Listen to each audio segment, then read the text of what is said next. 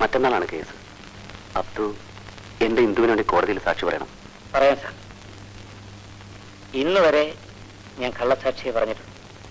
ഇന്നാദ്യമായി സാറിന് വേണ്ടി കോടതിയിൽ വന്ന് ഞാൻ യഥാർത്ഥ കാര്യങ്ങൾ പറയാം. സാർ ധൈര്യമായിട്ട് പോകും. നമുക്ക് കോടതി കാണാം.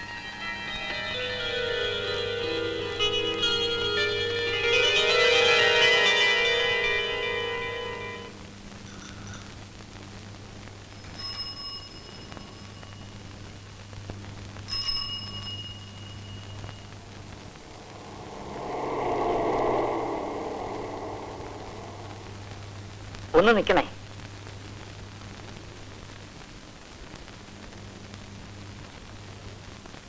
റഹ്മാൻ മാഷല്ലേ? അതെ. എന്നെ അറിയാവോ? മാഷ് എന്നെ പഠിപ്പിച്ചിട്ടുണ്ട് വലിയകുളങ്ങര സ്കൂളിൽ. കുറുപ്പശ്ശേരി നാരായണന്റെ മകൻ.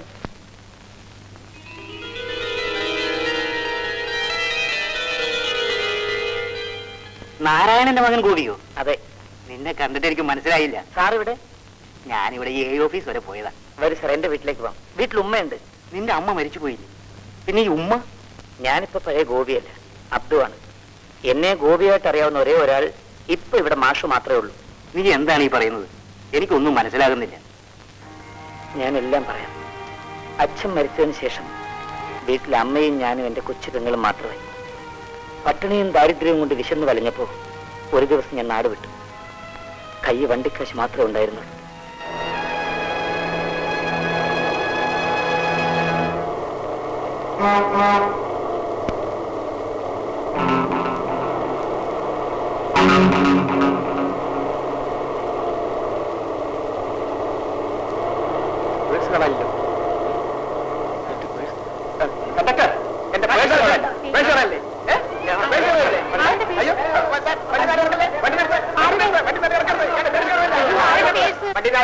എല്ലാവരും പരിശോധിക്കണം.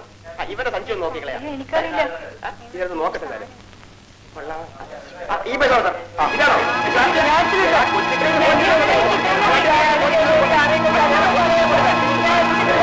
ജയിലിൽ നിന്ന് ഇറങ്ങി ഞാൻ തിരിച്ച് നാട്ടിൽ ചെന്നപ്പോ എന്റെ അമ്മയും പെങ്ങളും നാട് വിട്ടു. പല സ്ഥലങ്ങളിൽ ഞാൻ അവരെ അന്വേഷിച്ചു. ഇതുവരെ കണ്ടെത്താൻ കഴിഞ്ഞില്ല. ഒടുവിൽ ഞാൻ ഇവിടെ എത്തി. ഇവിടെ വെച്ച് ഒരു മുസ്ലിം കുടുംബമായി പരിചയപ്പെട്ടു.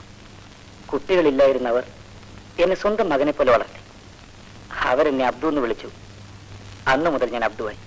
നിന്റെ അമ്മ മരിച്ചതിന് ശേഷം നിന്റെ പെങ്ങളെ ആലുവായിൽ അനാഥാലയത്തിൽ കൊണ്ടാക്കിയത് ഞാനാണ്. അനാഥാലയത്തിലോ? അതെ മാഷേ, എനിക്കെന്റെ പെങ്ങളെ കാണണം. അനാഥാലയത്തിൽ നിന്ന് അവളെ വിളിച്ചോണ്ട് വന്ന് നല്ല നില വിവാഹം കഴിപ്പിച്ചയക്കണം. എങ്കിൽ മാത്രമേ ഞാൻ ഇതുവരെ ജീവിച്ചതിന് അർത്ഥമുണ്ടാവും. എന്താ മോനെ ഈ കേൾക്കണത്? എവിടെയും പോനെ എന്റെ പെങ്ങള്? ആലുവായിൽ ഒരു അനാഥാലയത്തിൽ. അല്ലാ, ആരാ മോനെ എന്നോട് പറഞ്ഞത്? എന്നെ പഠിപ്പിച്ചൊരു സാറിനെ ഞാനിപ്പോ കണ്ടു. പുള്ളിക്കാരൻ പറഞ്ഞതാ. ഞാൻ നാളെ ആലുവയ്ക്ക് പോവാ. മോനോളെ ഇങ്ങോട്ട് വിളിച്ചിട്ട് വാ. മക്കളില്ലാത്ത എനിക്ക് പടച്ചോണ്ടൊരു മോനെ തന്നു. ഇപ്പൊ ഒരു മോളെ. മോൻ നാളെ തന്നെ ആലുവായിക്ക് പോണം. ശരി ഉമ്മ, ഞാനിപ്പോ വരാം. എവിടെ പോണോ? എനിക്കിന്നൊരു കേസുണ്ടമ്മ. സാക്ഷി വരാം. വേഗം വരണം.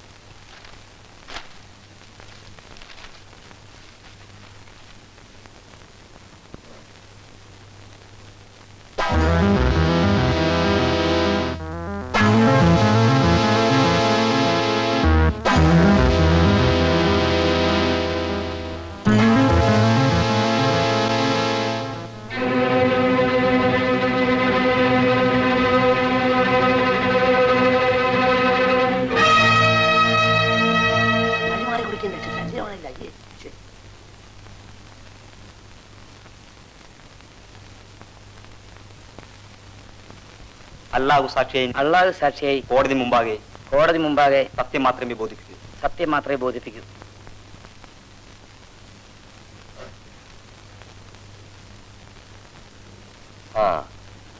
എന്താ നിങ്ങളുടെ പേര്? അബ്ദു. ഈ നിൽക്കുന്ന സ്ത്രീയെ നിങ്ങൾ അറിയുമോ? അറിയും. ഈ നിൽക്കുന്ന 3 പേരെയും നിങ്ങൾ അറിയുമോ? അറിയും. സംഭവം നടന്ന ദിവസം ഇവർ 3 പേരെയും ഈ സ്ത്രീയെയും നിങ്ങൾ എവിടെ വെച്ചാണ് കണ്ടത്? ഏത് സംഭവം? ഈ സ്ത്രീ അവരുടെ ഭർത്താവ് ഒന്നിച്ച് സെക്കൻഡ് ഷോ സിനിമ കഴിഞ്ഞ് വരുമ്പോൾ പ്രതികൾ 3 പേരും കൂടി അവരുടെ ഭർത്താവിനെ തല്ലി താഴെയിട്ടിട്ട് ഈ സ്ത്രീയെ കാറിൽ കയറ്റിക്കൊണ്ടുപോകുന്ന നിങ്ങൾ കണ്ടതല്ലേ? ഞാൻ കണ്ടിട്ടില്ല.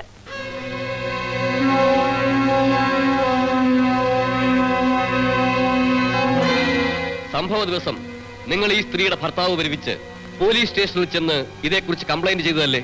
അതെ. പിന്നെ നിങ്ങൾ ഇപ്പോൾ ഇത് കണ്ടിട്ടേ ഇല്ല എന്ന് പറയുന്നതിന്റെ ഉദ്ദേശം? എനിക്ക് പണം തന്ന് എന്നെ നിർബന്ധിച്ച് സാക്ഷിയാക്കിയതാണ്. പക്ഷെ എത്രയൊക്കെ പണം തന്നാലും ശരി, ഞാൻ സത്യമേ പറയൂ. കാരണം ഞാനത് ശീലിച്ചിട്ടുള്ളൂ.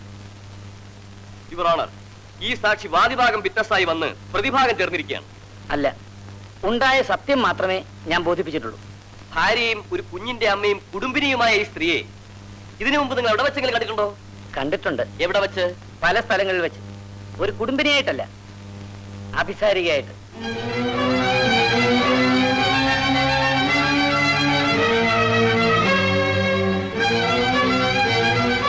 ഇവരുടെ ഭർത്താവ് ഒരു ബാങ്ക് ഉദ്യോഗസ്ഥനാണ്. രാവിലെ ഇവർക്ക് പോകേണ്ട സ്ഥലങ്ങളിൽ അദ്ദേഹം തന്നെ അവരെ കൊണ്ടാക്കാറ്. അദ്ദേഹം ഓഫീസിൽ നിന്ന് വൈകിട്ട് മടങ്ങി വരുമ്പോഴേക്കും കയ്യിൽ 1000കണക്കിന് രൂപയുമായി നല്ലവരെന്ന് പറയുന്ന ഈ സ്ത്രീ കാത്തു നിൽക്കാറുണ്ട്. ഇവരുടെ പ്രധാന തൊഴിൽ ഇത് തന്നെയാണ്. That's all wrong.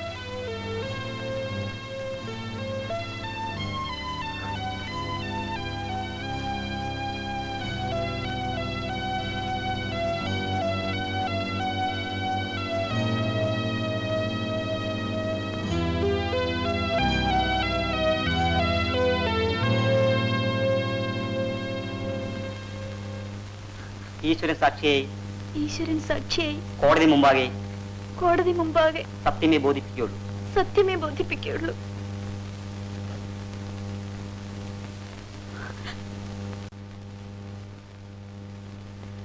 എന്താ പേര്?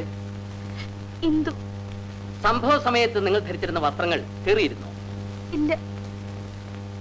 ആ രാത്രി നിങ്ങൾ ധരിച്ചിരുന്ന വസ്ത്രങ്ങൾ പോലീസിൽ ഏൽപ്പിച്ചോ? തോൽസെഗേട്ടിലെ നിങ്ങൾ ധരിച്ചിരുന്ന വസ്ത്രങ്ങൾ പോലീസിൽ ഏൽപ്പിച്ചോ എന്ന്? ഇല്ല. സംഭവ സമയത്ത് പ്രതികൾ വസ്ത്രങ്ങൾ ധരിച്ചിരുന്നു? അവരുടെ ശരീരത്തിലെ ഓരോ അവയവങ്ങളും നിങ്ങൾ ശരിക്ക് കണ്ടിരുന്നു? അവര് നിങ്ങളെ മാറി മാറി കീഴ്പ്പെടുത്തിയോ?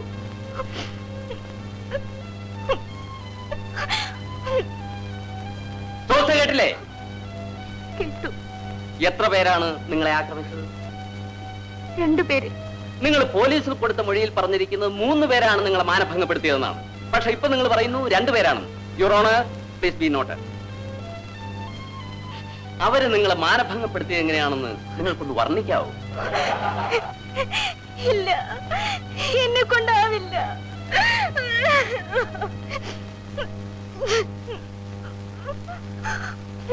ഇവരെ 3 പേർ കൂടി മാനഭംഗപ്പെടുത്തിയിട്ടും ഇവരുടെ വസ്ത്രത്തിൽ ഒരു ചുളിവ് പോലും പറ്റിയിട്ടില്ലെന്ന് ഇവരുടെ മൊഴിയിൽ നിന്ന് തന്നെ വ്യക്തമാകുന്നു. ആദ്യം തന്നെ ആക്രമിച്ചത് 3 പേരാണെന്നും പിന്നീട് 2 പേരാണെന്നും പരസ്പര വിരുദ്ധമായ മൊഴികളാണ് അവരിവിടെ നൽകിയിട്ടുള്ളത്. ആയതിനാൽ എന്റെ കക്ഷികൾ നിരപരാധികളാണെന്നും അവരെ വെറുതെ വിടണമെന്നും ബഹുമാനപ്പെട്ട കോടതിയോട് ഞാൻ അപേക്ഷിക്കുന്നു. That's all your honour. ഈ കേസിന്റെ വിധി അടുത്ത ശനിയാഴ്ച പറയുന്നതായിരിക്കും.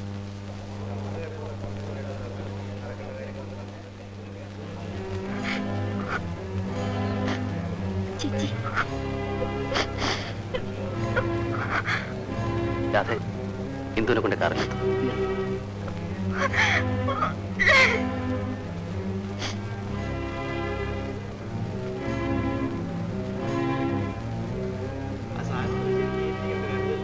എന്നാ പറഞ്ഞ തുക.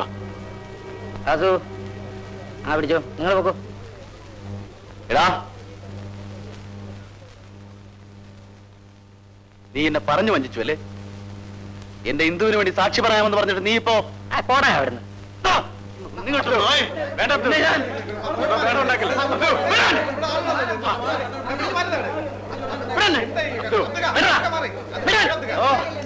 നിന്റെ ചോര ഞാൻ കുടിച്ചോടാ.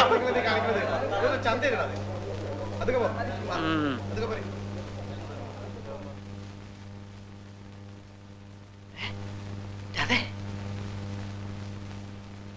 നീ ഇവിടെ? രാധേ, നിങ്ങൾ ഇത്ര വൃത്തികെട്ടവനാണെന്ന് ഞാൻ കരുതിയില്ല. എന്റെ അച്ഛനും അമ്മയും എല്ലാവരും നഷ്ടപ്പെട്ടപ്പോഴും എനിക്ക് നിങ്ങളുണ്ടെന്ന് ഞാൻ കരുതി. ഇപ്പൊ എനിക്ക് എല്ലാം മനസ്സിലായി. നിങ്ങൾ എന്നെ വഞ്ചിക്കുകയായിരുന്നെന്ന്. രാധേ,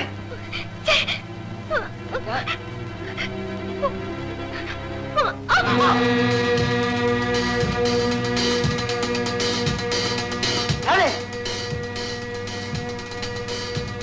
രാധേ.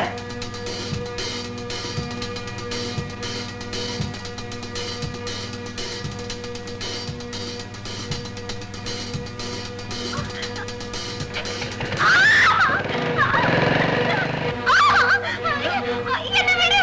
എന്നെ വിടൂ.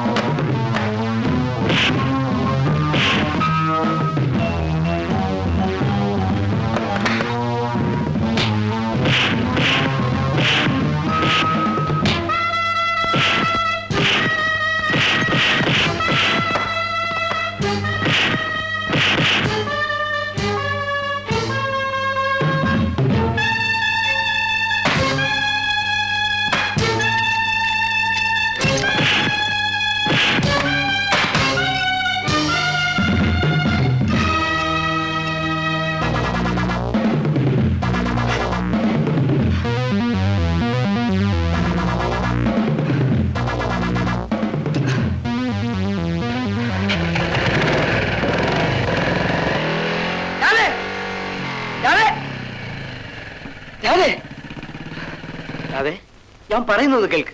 വേണ്ട, എനിക്കൊന്നും കേൾക്കണ്ട. നിന്റെ വേണുവേട്ടനാണ് ഈ പറയുന്നത്. അല്ല, നിങ്ങൾ എന്റെ വേണുവേട്ടനല്ല. ആ കൊച്ചു കുടുംബം നിങ്ങളെല്ലാം കൂടി തകർത്തു. ഞാനല്ല രാധേ സ്ത്രീ നശിപ്പിച്ചത്. ഞാൻ ഒരു തെറ്റും ചെയ്തിട്ടില്ല. നീ എന്നെ തെറ്റിദ്ധരിച്ചിരിക്കുകയാണ്. എനിക്കൊരു തെറ്റിദ്ധാരണയുമില്ല. കോടതിയിൽ ഒരു കൊലപ്പുള്ളിയെ പോലെ നിന്ന് കുറ്റസമ്മതം നടത്തിയ നിങ്ങൾക്ക് ഇതെങ്ങനെ പറയാൻ കഴിയുന്നു? രാധേ, ഞാൻ പറയുന്നു, നീ കേൾക്കൂ. എനിക്കൊന്നും കേൾക്കണ്ട. കേൾക്കണം. എന്നിട്ട് നീ പറയൂ ഞാൻ തെറ്റുകാരനാണെന്ന്. എല്ലാം ഞാൻ പറയാം.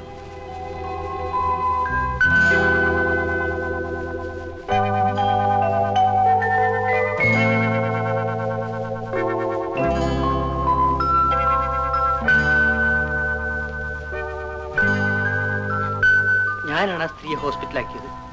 ഇനി നീ പറയൂ, ഞാൻ തെറ്റുകാരനാണോ? വേണുട്ടാ,